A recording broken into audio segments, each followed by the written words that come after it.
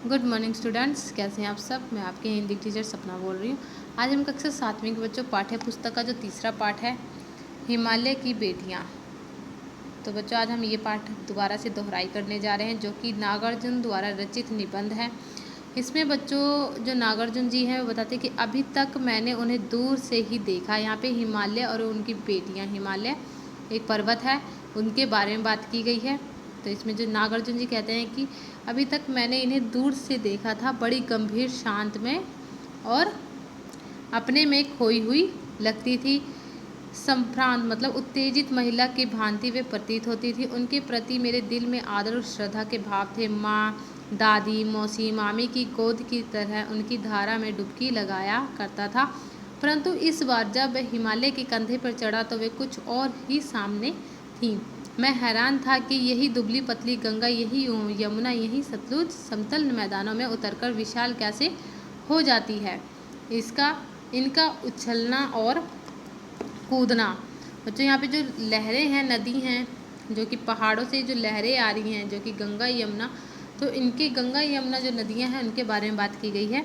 यहाँ इसमें लेखक बोलते हैं कि ये जो नदियाँ हैं खिलखिलाकर लगातार हंसते जाना, इनकी ये भाव भागी, इनका ये उल्लास कहाँ गायब हो जाता है। मैदान में जब वे मैदान में जाकर किसी लड़की को जब मैं देखता हूँ तो किसी कली पर जब मेरा ध्यान भटक जाता है तब भी इतना कौतूहल मतलब जानने की इच्छा और विस्मय मतलब आश्चर्य नहीं होता जितना कि इन बेटियों की बाल लीला देखकर होता है। तो बच्चों जो यहाँ बेटियाँ हैं वो यहाँ पर जो नदियाँ हैं उनके बारे में बात कर रहे हैं।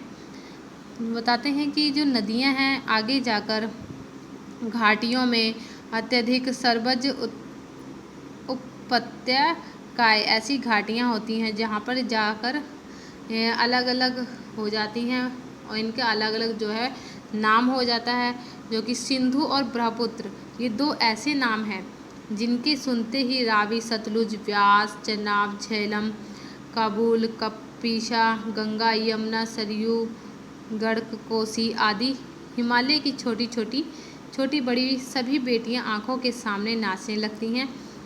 वास्तव में मैं सिंधु और ब्रह्मपुत्र स्वयं कुछ नहीं है। जो दयालु हिमालय है, वो कहते जो दयालु हिमालय है वो वे दिल की एक एक बूंद ना जाने कब से इकट्ठा कर, वो बता रहे हैं कि कब से वे अपने दिल का एक एक बूंद इकट्ठा होकर इन दो महानदों के रूप में समुद्र की ओर प्रवाहित हो रही है। कितना सौभाग्यशाली ये समुद्र जिसे पर्वत राज हिमालय की इन दो बेटियों के हाथ पकड़ने का श्रेय मिला। इसे बताते हैं कवि जो कि नागार्जुन जी हैं, बताते हैं जिन्होंने मैदान में इन नदियों को देखा होगा उनके ख्याल में शायद ही ये बात आई कि बड़े बूढ़े हिमालय की गोद में बच्चियां बनकर ये कैसे खेला करती थी। माँ बाप की गोद में नंग धरना धड़क होकर खेलने वाली इन बालिकाओं के रूप में पहाड़ी आदमियों के लिए आकर्षक भले ना हो, लेकिन मुझे तो ऐसा लुभाना प्रतीत हुआ कि वह रूप की हिमालय और ससुर और समुद्र उनका दामाद कहने में कुछ झिझक नहीं होती। जो बच्चों यहाँ पे कालिदास है उसके बारे में बात की गई है। कालिदास की बहरी यक्ष ने अपने मेघदूत से कहा, जो कि मेघदूत से क्या कहा था, वेत्रवती मतलब वेतवा, जो कि मलबे से निकलकर कालपी के पास यमुना नदी में आकर प्रवाहित हो जाती है। बताते कि इस बार चंचल नदियों को देखकर मुझे अचानक याद आ गई कि शायद उस महाकवि को भी यह नदियों का संचेत स्वरूप पसंद था। दरअसल भी कोई नदी और पहाड़ी घाटी समतल आंगनों के मैदानों में जुदा जुदा शक्लों में देखेगा, वह इसी नतीजे पर पहुंचेगा कि काका कालेलकर ने नदियों को लोकमाता कहा है, किंतु माता बनने से पहले यह किसी की बेटियां के रूप में भी देखा जाए तो इसमें कोई हर्ज नहीं। वे बोलते हैं कि थोड़ा ही चाहिए, इसलिए इन्हीं में अगर हम प्रेयसी की भावना करें तो कैसा होगा। ममता का एक और भी धागा है जिसे हम इनके साथ जोड़ सकते हैं। बहन का स्थान इनके लिए कवियों ने इन नदियों को दिया है। एक नदी मेरी भी ऐसी भावना थी। थ्रोलिड त्रिब, थ्रोलिड मतलब त्रिब की बात, मन उचट गया, तबीयत ढीली थी। सतलज के किनारे जाकर बैठ गया। दोपहर का समय था। पैर लटकाकर दिए नदी में। थोड़ी ही देर में बच्चों उस प्रगतिशील जल के असर डाला, जो कि उन्होंने सतलुज नदी में पैर डाले, तो बता रहे हैं कि थोड़ी ही देर बाद जो प्रगतिशील जल था उसका असर डाला, तन और मन ताज़ा हो गया। तो लगा मैं गुनगुनाने।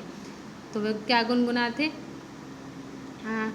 जय हो सतलुज बहन तुम्हारी, लीला अचरज बहन तुम्हारी, हुआ मुदिता मन हठ घुमारी, जाऊं मैं तुम पर बलिहारी। तुम बेटी यह बाप हिमालय, चिंतित पर चुपचाप हिमालय, प्रकृति नटी के चित्रित पट पर अनुपम अद्भुत छाप हिमालय, जय हो सतलुज बहन तुम्हारी। तो बच्चों ये जो पाठ है, हमने आज ये पाठ पढ़ा है। उसके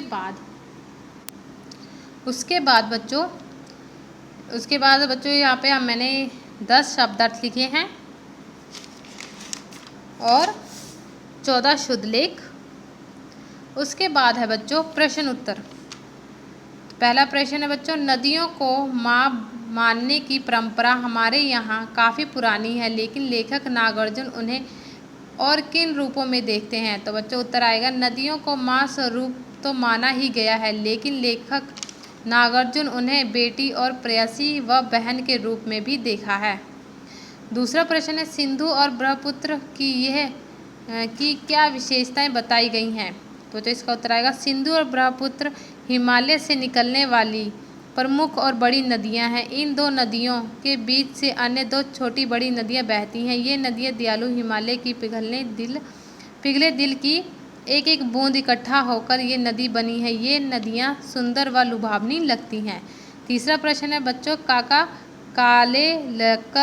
कालेलकर ने नदियों को लोकमाता क्यों कहा है। तो बच्चों इसका उत्तर आएगा, जल ही जीवन है। ये नदियाँ हमें जल प्रदान कर जीवन दान देती हैं। ये नदियाँ लोगों के लिए कल्याणी एवं माता के समान पवित्र हैं। इन नदियों के किनारे ही लोगों ने अपनी पहली बस्ती बसाई और खेती बाड़ी करना शुरू किया।